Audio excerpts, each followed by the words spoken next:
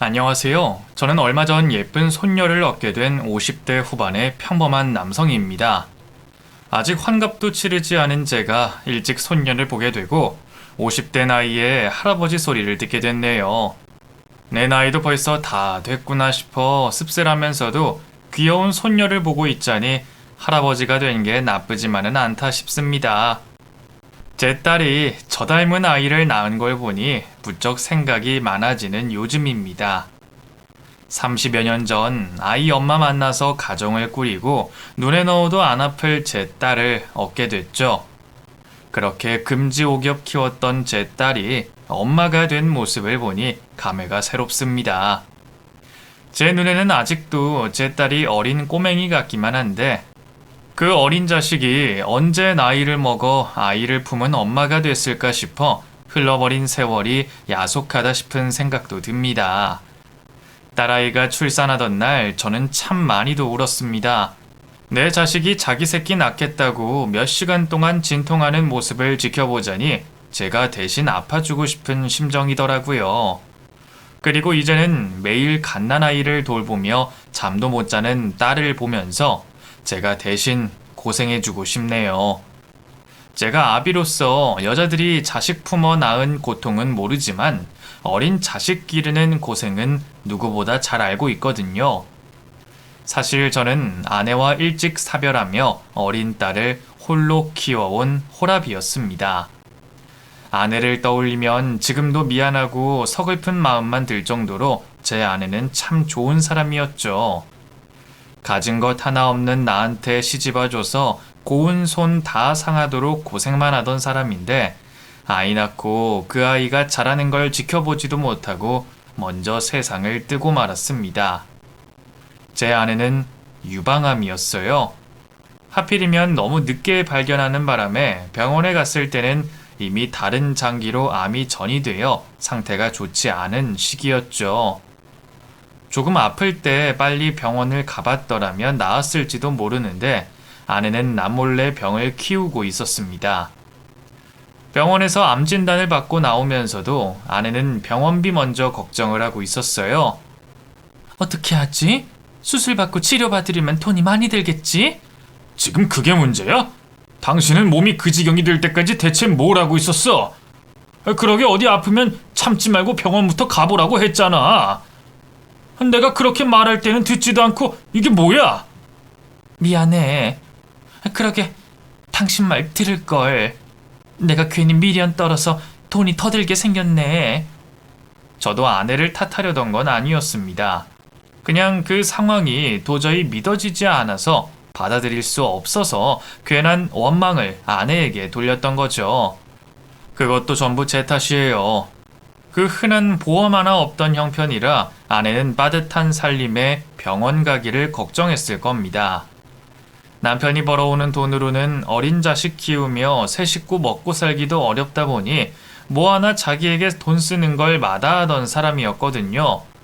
그러니 병원은커녕 약값도 아껴 썼겠죠. 워낙 아끼고만 살고 감기 걸려도 병원에 가지 않으며 약국에서 약이나 타먹던 사람인 걸 저도 알고 있었는데 말입니다. 그러다 더 크게 아프다고 나무라는데도 해사하게 웃으면서 자기는 타고나기를 건강하다며 저보다 오래오래 살 거라 말하던 사람이었습니다. 바보같이 그 말을 고지곳대로 믿었던 저는 아내가 어디가 아픈지 어디가 안 좋은지도 모르고 그 사람이 혼자 병을 키울 동안에도 아내의 상태를 방치하고만 있었습니다. 웬만한 고통은 참던 그 사람이 기어이 쓰러지고 나서야 몸이 그 지경인 줄을 알았으니 제가 어떻게 그 일을 후회하지 않을 수가 있었겠습니까? 조금 이상하다 했을 때 억지로라도 끌고 병원에 갔으면 어땠을지 저는 수십 년이 흐른 지금도 그 일을 여전히 후회하고 있습니다.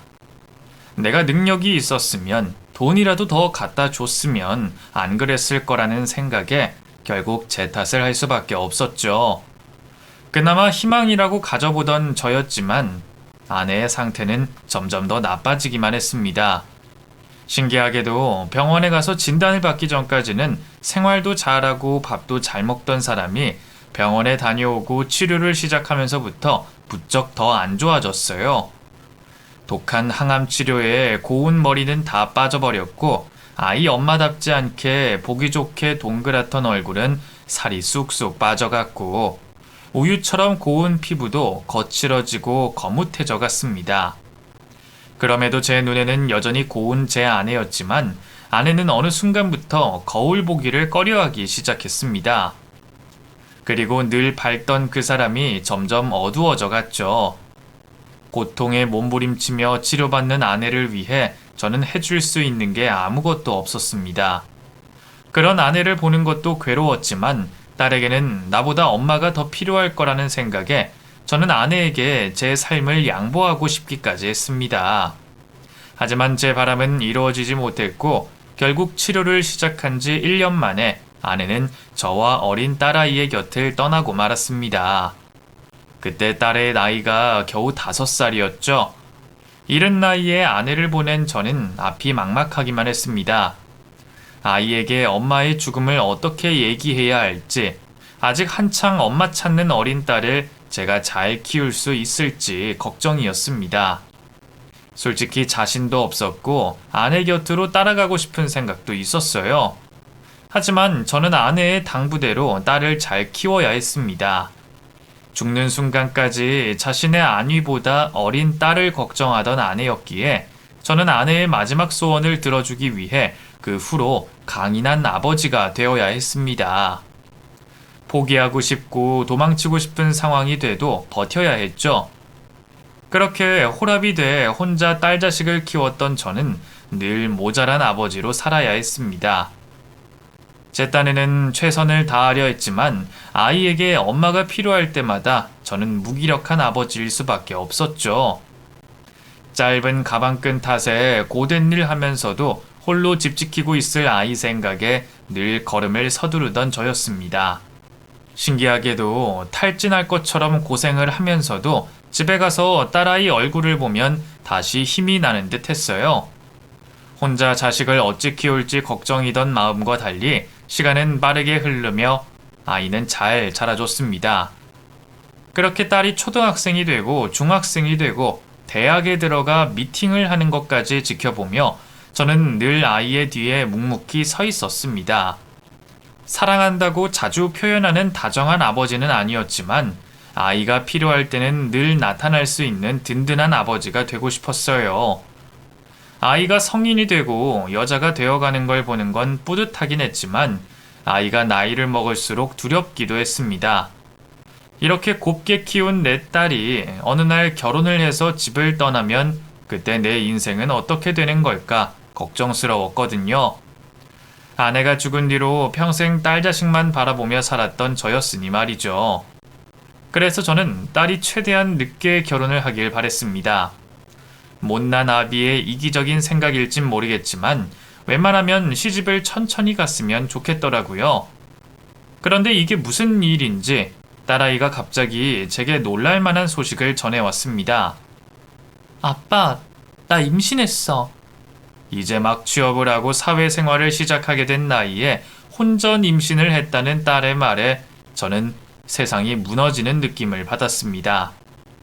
남자친구가 있는 줄은 알았지만 아직 나이들이 어리니 결혼은 한참 나중 일일 거라 생각하고 안심하고 있었는데 이놈이 지 아빠 속도 모르고 사고를 쳤다니 이 일을 어찌해야 할까 싶더라고요. 하지만 그 와중에도 딸 걱정이 우선이었던 저는 그런 속내를 숨길 수밖에 없었습니다. 제가 괜히 허망해하고 걱정을 하면 어린 딸은 더 두려울 것 같았거든요.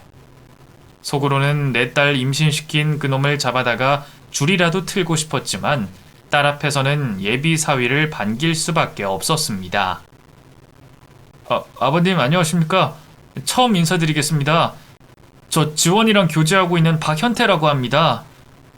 그래, 자네 얘기는 익히 들었네. 자네도 취직한 지 얼마 안 됐다면서. 그럼 둘 다 한창 일하기 바쁠 텐데 뭐가 그리 급했나? 죄송합니다. 다 제 불찰입니다. 그래도 저 지원이 끝까지 책임질 겁니다. 오해하실지 모르겠지만 저희 원래 결혼할 생각이었습니다. 당장은 저나 지원이나 준비가 안 돼서 기다리려고 했던 거지만 몇 년 안에 결혼 계획이 있었어요. 다만 상황이 이렇게 돼서 부득이하게 당겨지게 됐지만 그래도 제 마음은 진심입니다, 아버님.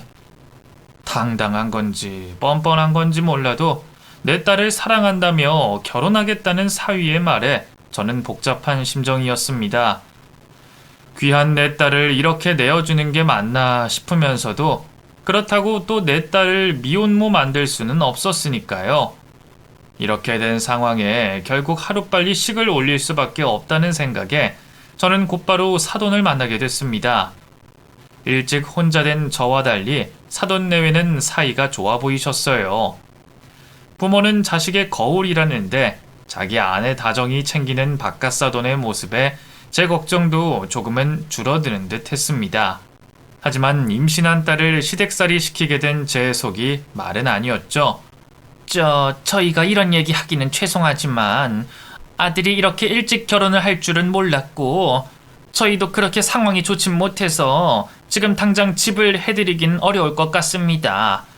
그래서 다만 몇 년이라도 애들을 저희가 데리고 지내면 어떨까 해요. 어차피 지원이도 아이 낳고 바로 회사 생활해야 할 거고 그럼 제가 아이라도 봐주는 게 낫겠다 싶어서요. 물론 사돈께서는 딸 자식 이렇게 보내시는 게 속상하시겠지만 저희도 귀한 남의 딸 데려다가 고생시킬 생각은 없습니다. 아직은 서로 불편하겠지만 저 지원이 제 딸처럼 해주겠습니다. 그러니 한번 믿어주세요. 당장 저나 그쪽 집안이나 애들에게 집을 얻어줄 만큼 여유는 없었습니다. 게다가 아이들도 이제 막 사회생활 시작한 초년생이라 자기들 힘으로 집을 구할 수도 없었죠. 물론 어떻게든 분가를 시키려면 원룸이라도 얻어 시킬 수 있겠지만 안사돈의 말처럼 아이들이 준비 안 된 상황에서 당장 자기들끼리 사는 게 힘들겠다 싶었습니다. 딸아이도 경력이 끊기지 않으려면 아이를 낳고 바로 회사에 복직하는 게 좋을 텐데 그럼 곁에서 아이 돌봐줄 사람이 있어야 할 테니까요. 그런데 저는 지방 출장을 자주 다니다 보니 도울 수가 없고 친정엄마가 없으니 상황이 좋지 못했죠. 그런 와중에 안사돈이 제 딸을 친딸처럼 걷어주시겠다고 하시니 저는 어떻게 해야 할까 싶었습니다. 제 앞에서 진심 어린 표정으로 그렇게 말씀하시는 안사돈을 보면 신뢰가 가면서도 저도 사돈 내외를 겪어보지 못한 탓에 딸에게 시댁살이를 시키는 게 맞는 건지 고민이 들 수밖에 없었죠. 하지만 결국 아이들의 의사대로 딸아이는 시댁에서 신혼을 시작하기로 했습니다.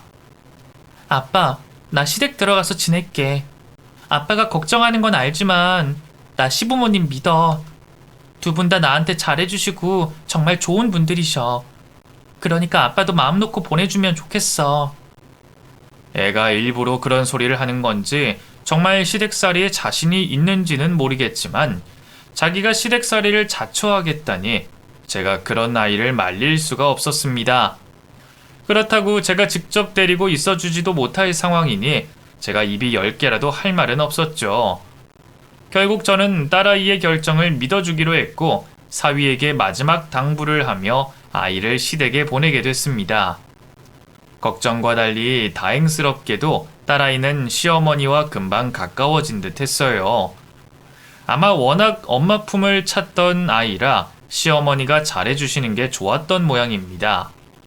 그걸 보니 저도 걱정을 덜 수밖에 없었죠. 하기사 어차피 내가 딸 곁에 붙어 있을 수도 없으니 딸이 차라리 시댁에서 잘 지내는 게 낫겠다 했어요. 어차피 임신하고 출산하면 아이를 봐주시는 것도 저보다는 안사돈이 좋겠다 싶었죠. 그렇게 딸아이는 결혼식을 올리고 시댁살이를 하게 됐고 배가 점점 불러가며 출산을 앞두고는 회사를 쉬며 집에서 지내게 됐습니다. 저로서는 딸 자식 시댁에 맡겨놓고 남몰래 걱정도 많았지만 딸아이는 무탈하게 잘 지내는 듯 제게 자주 시댁 자랑을 하곤 했습니다. 어제는 어머니가 뭘 해주셨다. 오늘은 뭘 해주셨다. 딸아이 얘기만 들어보면 제가 괜히 서운할 정도로 시댁에서 잘 지내는 모습이었습니다. 아빠 걱정하지 마. 나 시부모님한테 사랑 듬뿍 받으면서 잘 지내고 있어.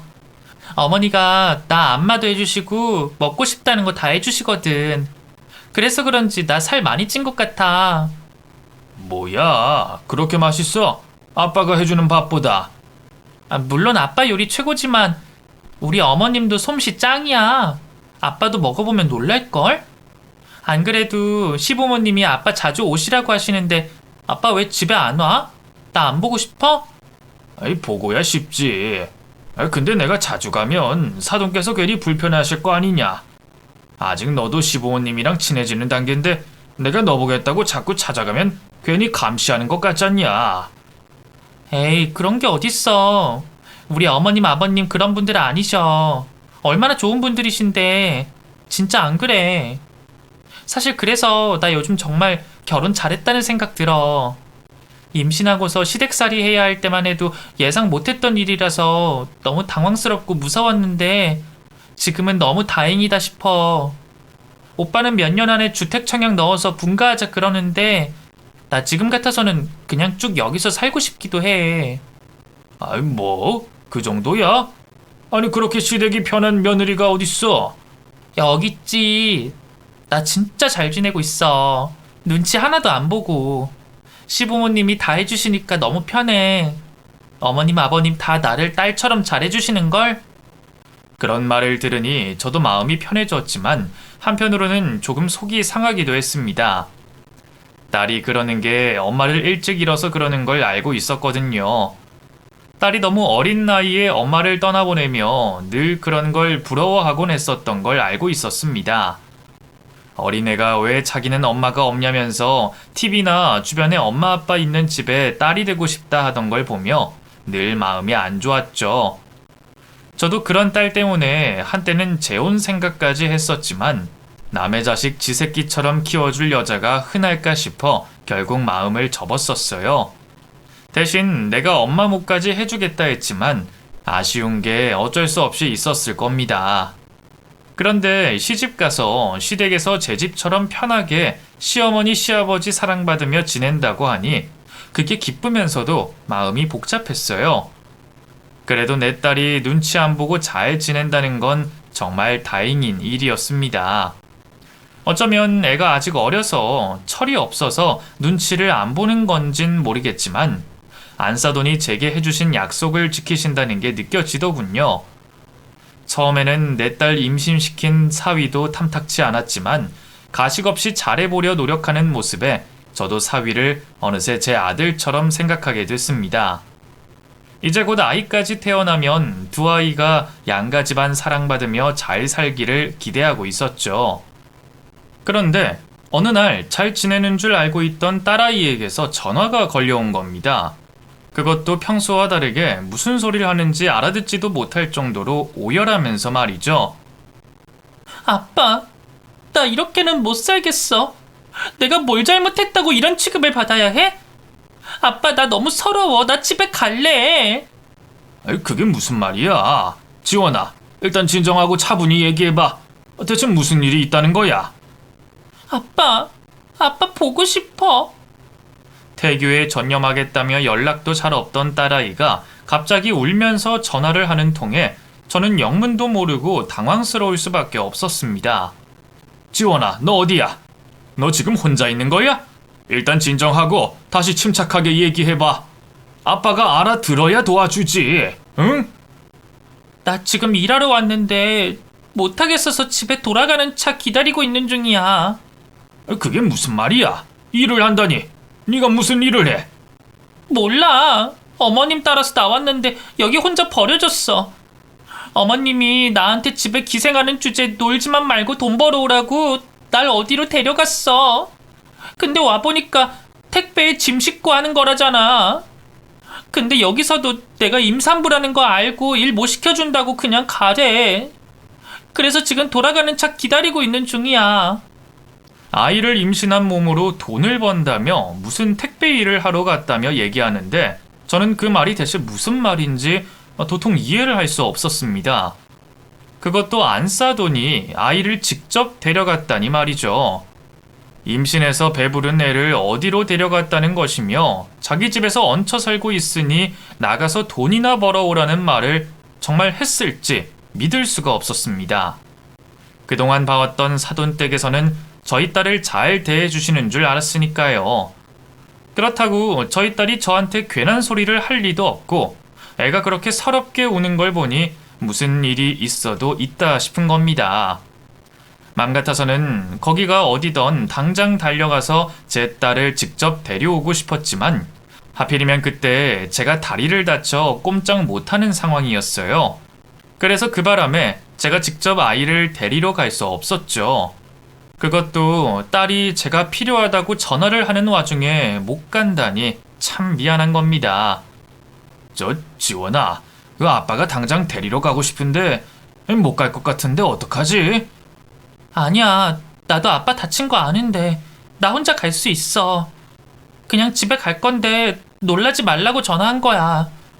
아빠, 나 그냥 다시 아빠랑 살까? 남편이랑 이혼하고 그냥 혼자 키우면 안 돼? 나 이제 그 집 가기 싫어. 아이 입에서 이혼 이야기까지 나온 순간 저는 상황이 심각하다는 걸 느낄 수밖에 없었습니다.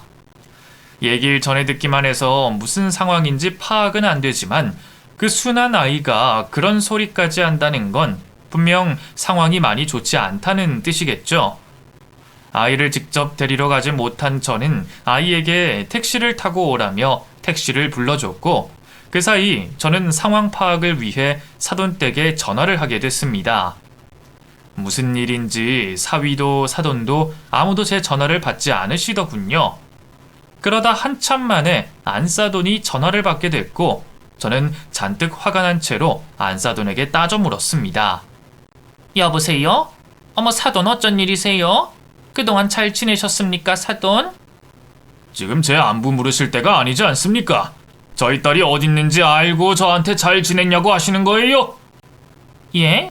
그게 무슨 말씀이세요? 지원이야 집에 잘 있죠. 아, 그 지원이 걱정돼서 전화하셨구나. 지원이가 연락이 안 됐나 보죠? 아마 낮잠이라도 자는 모양이에요. 근데 제가 지금 잠시 밖이라서요. 곧 들어가니까 가서 지원이 바꿔드릴까요? 낮잠을 잔다고요? 사돈 지금 전 놀리시는 겁니까?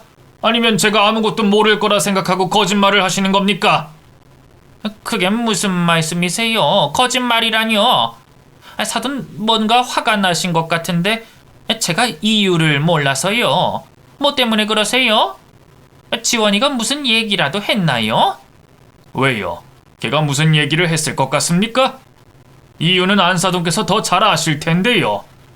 제가 지금 다리가 불편해서 애를 직접 데리러 가지도 못하는데 아니, 어떻게 임신한 애를 그런 곳에 보내실 수가 있습니까? 뭐 집에서 기생하니까 돈이나 벌어오라고요. 그래놓고 저한테는 저희 딸이 편히 낮잠이나 자고 있다고 말씀하시네요. 저 사돈 때 그렇게 안 봤는데 사람들이 그러시는 거 아닙니다. 사실 맘 같아서는 내 딸한테 감히 그따위 말을 하냐며 쌍욕이라도 해주고 싶었지만 그나마 참았던 거였습니다. 욕을 하더라도 직접 얼굴이라도 보고 하고 싶었거든요. 그래서 참아보려고 하는데도 안사돈은 뻔뻔하게도 끝까지 모르는 척 거짓말을 하고 있는 겁니다. 그게 무슨 말씀이세요? 제가 지원을 어떻게 해요? 아니, 돈을 벌어오라고 했다는 게 무슨 말이세요? 저 그런 적 없습니다. 맹세코요. 그럼 지금 저희 딸이 저한테 거짓말을 하기라도 했다는 겁니까? 저희 딸, 저한테는 절대 거짓말할 애 아닙니다. 더군다나 걔가 저한테 뭐 때문에 그러겠어요? 아유, 저도 지원이가 거짓말을 했다는 건 아닌데요. 근데 제가 지금 사돈이 무슨 얘기를 하시는지 잘 이해가 안 돼서요. 지원이가 사돈께 그랬다는 건가요? 제가 나가서 돈을 벌어오라고 했다고요? 아유, 이게 무슨 상황인지 모르겠네요. 저는 오늘 아침에 지원이 밥 챙겨주고 볼 일이 있어서 일찍 나왔거든요. 그래서 이제 막 집에 들어가려는 길인데. 그게 무슨 말입니까? 지원이는 아까 전에 안사돈이 직접 자기를 데리고 택배일 하는 곳에 버려놓고 가버렸다 그러던데요. 그래서 지금 저희 애가 길도 모르는 동네에 혼자 있어요. 여기까지 차로 2시간이나 걸립니다. 예? 아니, 지금 지원이가 그런 곳에 있다고요? 아니, 제가 어떻게 지원이를 그런 곳에 데려가겠어요? 임신해서 누워있어야 할 애를. 그러니까요. 그럼 이게 대체 무슨 상황입니까? 애가 얼마나 서러운지 이혼하고 싶다 합니다. 그 말 들어보면 아마 서운한 일이 이번 처음이 아니겠죠? 아이 세상에. 저 정말 아닙니다, 사돈. 지원이가 왜 그런 얘기를 했는지 모르겠지만 저 지원이 정말 제 자식처럼 생각하고 있어요. 지원이야 아직 제가 불편하고 저희 집이 불편할 수는 있지만 그렇다고 제가 어떻게 임신한 아이를 그런 곳에 보내겠습니까? 저 정말 억울합니다. 솔직히 제 입장에서는 제 딸을 온전히 믿을 수밖에 없었습니다. 저희 딸애는 작은 거짓말만 해도 금방 들킬 정도로 속이 여린 아이였고 애초에 제 딸이 저한테 그런 쓸데없는 거짓말을 할 필요가 뭐가 있겠나 말이에요. 게다가 아이가 그렇게 서럽게 이혼 생각까지 하며 우는 걸 보면 그게 거짓말일 수도 없었습니다. 그 전까지는 저도 사돈들이 그러실 거라 생각을 하지 못했지만 사실 남의 자식 걷어 먹이다 보면 무슨 생각이 안 들겠나 싶더라고요. 자기 자식도 미울 때가 있는 법인데 예정도 없이 사고 쳐서 결혼한 며느리가 누워있는 게 안 입고 올 수도 있겠다 싶었죠. 그거 당한 사람은 있는데 아니라고만 하시면 제가 어떻게 받아들여야 할지 모르겠습니다. 그렇다고 저희 딸이 없는 소리를 할 리는 없잖아요. 아무튼 지금 애가 택시 타고 저희 집으로 오고 있다니까 얘기 나누시려면 사돈께서도 저희 집으로 오시는 게 좋겠습니다. 다 같이 삼자대면 해서 자초지종을 따져보자고요. 그리고 상황 파악이 끝나면 이혼시킬지 어쩔지 정해야 하니 웬만하면 사위랑 바깥 사돈까지 다 오시는 게 좋겠습니다. 그럼요, 그래야죠. 아마 곧 다들 일 끝내고 올 테니까 제가 다 데리고 가겠습니다. 그때까지 화 좀 풀고 기다려주세요. 어차피 딸이 와서 얘기를 하면 끝날 일인데 차라리 인정을 하고 사과를 하지 왜 금방 들통날 거짓말을 계속 하시는 건지 저는 의아스러웠습니다. 제 딸은 서러워 죽겠다 그러고 사돈은 아니라고 하시니 대체 무슨 조화인가 싶었죠. 그렇게 저는 딸아이가 무사히 택시를 타고 집으로 오기를 기다리고 있었고 그 사이 사돈 댁에서도 저희 집으로 모이기로 했습니다. 출산 전에 한번 찾아뵈야지 생각하긴 했었지만 이런 식으로 만나게 될 줄은 몰랐는데 참 심정이 착잡하더군요. 그렇게 시간이 지나고 드디어 제 딸이 집으로 도착한 순간 오열하며 현관을 연 딸아이 앞에 반전 드라마가 펼쳐졌습니다. 아빠, 나 왔어. 아빠? 눈물을 줄줄 흘리며 현관을 연 딸아이의 눈앞에 시댁 식구들과 제가 한자리에 모여있는 풍경이 펼쳐졌습니다. 제가 미리 말을 안 해서 그런지 딸아이는 그 광경을 보고 놀라고 당황스러워 하더군요. 어머님, 아버님 다 여기 계셨어요? 오빠도 언제 왔어? 지원아, 그런 일 겪게 해서 정말 미안해. 다 내 탓이야. 오빠도 알고 있었어? 근데 이게 무슨 상황인데? 지원아, 미안하다 아가. 이게 다 내가 모자라서 생긴 일이다. 네가 그 멀리까지 혼자 떨어져서 얼마나 무섭고 두려웠겠니? 우선 들어와서 앉아보렴, 응? 안사돈이 딸아이의 손을 잡자 아이는 좀 전의 일 때문인지 두렵고 걱정되는 듯 피하려 했습니다. 그런데 그 순간 뒤에 앉은 한 사람을 더 보며 화들짝 놀라는 겁니다. 어머니? 왜 어머니가 둘이지? 이게 대체 무슨 상황이에요? 안사돈과 똑같은 머리, 똑같은 차림으로 무릎을 꿇고 앉아있는 한 여인이 저희 집 거실에 있었기 때문이죠.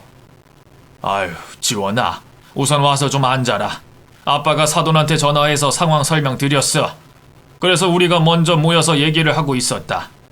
아빠가 들어보니 오해가 좀 있었던 것 같은데 여기 사돈께서 사정을 다 설명해 주실 거다. 딸아이는 똑 닮은 두 명의 안사돈을 번갈아 쳐다보며 무척 당황스러워했습니다. 그리고는 뭔가 깨달은 듯 소리를 치더군요. 설마 이모님이세요? 안사돈과 똑같은 차림으로 마치 분신처럼 앉아있던 그 사람은 다름 아닌 저희 딸의 시이모님이자 안사돈의 쌍둥이 동생이었습니다. 딸에게서 안사돈에게 쌍둥이 동생이 있다는 얘긴 들었지만 그렇게 닮지는 않았다고 들었었는데 오늘 제가 마주하고 보니 놀랍게도 너무나 닮아 있는 겁니다. 처음에 안사돈이 그 여자를 데리고 집에 들어올 때만 해도 저는 먼저 들어오는 그 여자가 안사돈인 줄 알았으니까요. 근데 왜 이렇게 두 분이 닮으셨어요? 평소에는 이러지 않으셨는데? 이모님, 머리 새로 하셨어요? 옷도 저희 어머니랑 똑같이 입으시고. 지원아, 내가 미안하다. 내 동생이 이렇게 철이 없어. 내가 진작 단속을 했어야 하는 건데 이 정신머리 없는 것이 너한테 그런 짓을 한 거야. 나는 그런 줄도 모르고 네가 집에만 잘 있는 줄 알고 있었지 뭐니. 예? 그럼 설마 아까 저한테 그러신 게 어머님이 아니라 이모님이셨어요? 아니 말이 안 돼요. 분명 어머님이셨는데? 그래, 얘가 너를 속이겠다고 점까지 찍고 옷까지 똑같이 입고서 그렇게 작정을 한 거야. 딸이 도착하기 전에 먼저 도착한 사돈에게서 저는 정말 황당한 이야기를 듣게 됐습니다. 설명을 하시겠다고 하더니 쌍둥이 여동생을 데려오신 안사돈이 직접 그 동생을 제 앞에 무릎 꿇리시며 사과를 하시더군요. 죄송합니다, 사돈. 저희 집 식구 때문에 이런 일이 벌어져서 정말 면목이 없습니다. 귀한 자식 보내놓고 안 그래도 염려가 많으셨을 텐데 이런 심려를 안겨드려 제가 무슨 말을 해야 할지 모르겠네요. 아무래도 제 쌍둥이 동생이 지원이한테 해코지를 했던 모양이에요. 아마 지원이가 저랑 똑 닮은 얘를 보고 제가 그런 줄 오해한 모양입니다. 절대 지원이 탓이 아니에요. 시 이모라는 사람이 일부러 쌍둥이 자매와 모습까지 똑같이 하고서 남의 며느리를 해코지했다는 게 저는 믿기지 않았지만 제 앞에 말없이 꿇어 앉아있는 그 여자의 모습은 정말 놀랍도록 안사돈과 닮아 있었습니다. 자세히 보면 뭔가 다르겠지만 정말 우습게도 잠깐 보기에는 너무 닮아 있었어요. 머리며 옷차림에 안사돈 입 옆에 있는 점까지 똑같이 찍어놨더라고요. 보통 사람이 누군가랑 같이 있으면 그게 그 사람인 줄 인식하니까 그러는 거지 매일 보는 사람 얼굴을 찬찬히 뜯어보진 않잖아요. 아마 그래서 저희 딸도 시이모를 시어머니라고 착각을 할 수밖에 없었겠다 싶었습니다. 아니 닮기야 닮았는데 그럼 이분이 아주 작정을 하시고 그랬다는 거예요? 예, 그런 것 같습니다. 정말 죄송합니다. 근데 왜 그렇게까지 한 겁니까? 대체 조카 며느리한테 무슨 억하심정이 있다고요? 저희 딸이 그쪽에 무슨 잘못이라도 했습니까? 근데 그렇다고 어떻게 임신한 사람을 그런 곳에 보낼 수가 있어요? 그 애가 그 몸으로 무슨 일을 한다고? 그러다가 뱃속에 애가 잘못되기라도 했으면 어쩌려고 말이에요? 어디 직접 말 좀 해보세요. 죄송합니다. 제가 욱하는 성질이 있어서 그만 따님한테 실수했어요. 제발 용서해 주세요. 별로 미안해 보이지 않는 그 여자는 제게 거칠게 사과를 하는 게 전부였을 뿐 무슨 이유 때문에 그러는지는 말을 하지 않더군요. 그렇게 신랑 일을 하는 사이에 딸아이가 도착했고 딸은 시이모님이 자신을 속였다는 사실에 큰 충격을 받았습니다. 그리고 한편으로는 자신을 미워한 게 시어머니가 아니었다는 일에 안도를 하는 듯 했죠. 세상에, 이모님 전부터 저만 보면 잔소리하시고 화내시더니 제가 그렇게 미우셨어요? 근데 그럼 그냥 제가 밉다고 하시지 왜 어머님 흉내까지 내면서 그러셨어요? 제가 오해를 해서 이혼하기라도 바라신 거예요? 그래요. 이유가 뭔지 얘기라도 해보세요, 이모. 딸과 사위 역시 이 상황이 황당한지 그 여자에게 이유를 물었습니다. 사돈 내외도 어이없어하며 화를 내고 있었죠. 그러자 그 여자가 정말 기막힌 얘기를 하는 겁니다. 배 아파서 그랬다. 배 아파서. 니들 확 이혼시켜버리고 싶어서 그랬어. 뭐라고요? 아니 저희가 이혼하면 이모님한테 무슨 이득이 있다고요? 아직 애도 안 낳고 제대로 신혼도 못 즐겼는데 그런 저희가 왜 배가 아프세요? 나는 자식 새끼들 다 이혼시키고 속이 썩어 문드러지고 있는데 니들은 집도 없이 살면서 뭐가 좋다고 하하호호 웃고 있는 게 꼴배기가 싫었어. 나보다 못 살던 언니가 며느리 예쁘다고 칭찬하는 것도 듣기 싫고. 기가 막히게도 딸아이의 시이모가 그런 짓을 한 것은 전부 말도 안 되는 질투 때문이었습니다. 그 집에는 저희 사위보다 나이 많은 아들만 둘이 있었는데 놀랍게도 그 두 아들 모두 결혼 생활을 오래 하지도 못하고 이혼을 했다 하더군요. 둘째 아들마저 얼마 전 이혼을 하고서 그 후로 아들까지 집에 발길을 끊었던 모양입니다. 그래서 자기는 며느리도 없고 자식들과도 대면대면한데 제 사위와 딸아이가 시댁에 얹혀 살면서도 구김없이 사는 모습이 보기 고가웠던 모양이죠. 고부 갈등도 없이 모녀처럼 지내는 게 배가 아팠던 건지 그래서 저희 딸까지 이혼시키고 싶은 마음에 그런 말도 안 되는 짓을 벌였던 거랍니다. 뭐라고? 그게 대체 무슨 소리야? 이거사, 너 왜 그렇게 철이 없어? 언제는 피는 물보다 진하다고 자매끼리 의기투합하자 늘 그러더니 넌 나를 보고 속으로는 그런 생각하고 있었니? 세상에, 내가 정말 남사스러워서 뭐라 할 수가 없다. 네 자식들 이혼시킨 게 우리 애들 탓도 아닌데 왜 남의 자식들을 괴롭히고 있어? 내가 미우면 나한테 지랄을 하던가 어디 귀한 우리 며느리를 건드려? 언니가 며느리 예뻐 죽겠다며. 나는 며느리 2년 다 도망갔는데 왜 언니만 속편히 시어머니 대접받아? 언니나 나나 한날 한시에 태어나서 비슷한 팔자인데 왜 나만 이렇게 힘들어야 하냐고. 이거사, 너는 그걸 아직도 남 탓을 하고 있어? 그러게 내가 마음 좀 곱게 쓰라고 얼마나 말했냐. 넌 니네 아들을 이혼시킨 거 아직도 며느리들 탓 같아? 네가 그동안 네 며느리들한테 한 걸 생각해봐. 귀한 아들 뺏어갔다고 괜히 며느리들 괴롭힐 땐 언제고 이제 와서 배 아프다고 남의 며느리를 시샘해? 네 자식들 다 너 때문에 그 꼴 난 거야. 그걸 왜 인정을 못해?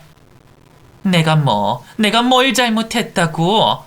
별소리도 안 했는데 쉽게 이혼한 그것들이 문제지. 얘도 봐봐. 시어머니가 고생 좀 시킬 수 있지 그것 가지고 이혼하겠다고 지 친정으로 쫓아가는 거. 아휴, 아주 도장을 찍었어야 하는데. 이게 아직도 정신을 못 차렸네? 너 지금 우리 며느리랑 사돈 앞에서 뭐 하는 짓이야? 자기 자식 그 꼴 났다고 남의 자식 앞길까지 망치려고? 네가 지금 하는 짓 보니까 너네 며느리들이 하루라도 빨리 이혼한 게 천만 다행이다 싶다. 내가 봤을 땐 넌 며느리 들이면 안 돼. 할 짓이 없어서 남의 며느리한테까지 해코지하는 애가 어떻게 며느리를 보겠니? 네 자식들이 발길 끄는 것도 그럴만하다 얘. 오늘 이 일 너희 아들들한테 전부 얘기할 거고 나 앞으로 너 안 보고 살 거다. 너 다시는 우리 집 올 생각하지 말고 행여 길에서라도 마주치지 말자. 너 같은 걸 차매랍시고 끼고 지냈던 내가 모질이다. 저야말로 이상한 생각을 가지고 있는 그 여자에게 한 소리라도 해주고 싶었는데 제가 나서기도 전에 상황을 정리해 주시는 안사돈 덕분에 제가 할 말이 없었네요. 어쩜 그렇게 해야 할 말을 콕콕 집어서 해주시는지 덕분에 저와 딸도 마음이 좀 풀리는 듯 했습니다. 안사돈이나 그 여자나 쌍둥이인데 그렇게 다를 수가 있는지 마치 선과 악을 보는 것 같은 광경에 저는 놀랄 수밖에 없었습니다. 그렇게 시이모라는 악독한 그 여자는 쫓겨나듯 내 집을 나가게 됐고 저는 그 자리에서 사돈에게 다시 한번 사과와 약속을 받을 수 있었습니다. 다시 한번 죄송합니다. 정말 면목이 없어요. 제 동생이지만 이제는 상종하고 싶지도 않네요. 그래도 앞으로는 아주 연 끊고 살 거니까 다시는 이런 일 없을 겁니다. 제가 지원이 지켜주지 못해 죄송합니다. 아닙니다. 저도 이해합니다.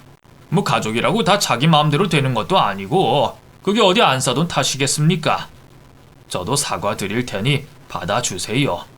아까는 무턱대고 오해해서 죄송합니다. 저도 제 딸 일이다 보니 눈에 보이는 게 없더군요. 평소 사돈께서 저희 딸에게 얼마나 잘해주시는지 들었는데도 이런 상황에는 머리가 하얘지네요. 저도 순간 판단을 잃었습니다. 아니에요. 죄송하다고 하지 마세요. 저희도 충분히 이해합니다. 그 상황에 욕이라도 안 하신 게 정말 대단하신 거죠. 저라도 그랬을 텐데요. 오히려 제가 욕이 나오더라고요. 어디 임신한 애를 그런 곳에 보냅니까? 지원아, 내가 미안하다. 안 그래도 우리 집에서 지내면서 눈치 보느라 힘들었을 텐데 하다 별일을 다 겪게 했어. 그래도 나는 동생이랑 다르다는 건 믿어타오. 응? 아니에요. 저도 어머님이 어떤 분인지 알면서 오해했으면 안 되는 건데 어머님이 그러실 분이 아닌데 그러셨다는 게 더 충격이었던 것 같아요. 저 어머님 믿어요. 그러게, 여기 잘못한 사람이 누가 있겠니?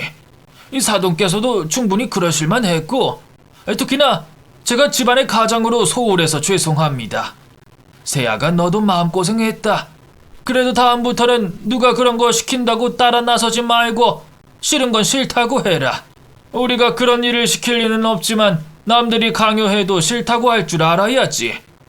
너도 이제 엄마가 될 사람인데 마음이 강해져야 하지 않겠니? 아무쪼록 오늘 이런 일은 다시는 없도록 할 테니 다들 마음 푸셨으면 좋겠습니다. 바깥사돈까지 그렇게 말씀을 해주셔서 저는 더욱 안심이 됐습니다. 그렇게 딸은 다시 시댁으로 돌아갔고 딸아이는 얼마 뒤 무사히 아이를 낳게 됐습니다. 그리고 저는 사돈 내외와 함께 딸아이의 출산을 지켜보게 됐죠. 내 새끼가 자기 자식을 낳는 걸 지켜보자니 많은 생각이 들더군요. 그리고 문득 저는 아내의 생각이 떠올랐습니다. 그 사람도 이 자리에서 같이 딸을 지켜봤으면 좋았을 텐데 싶어서 허망하게 먼저 가버린 아내의 생각이 유난히 많이 났네요.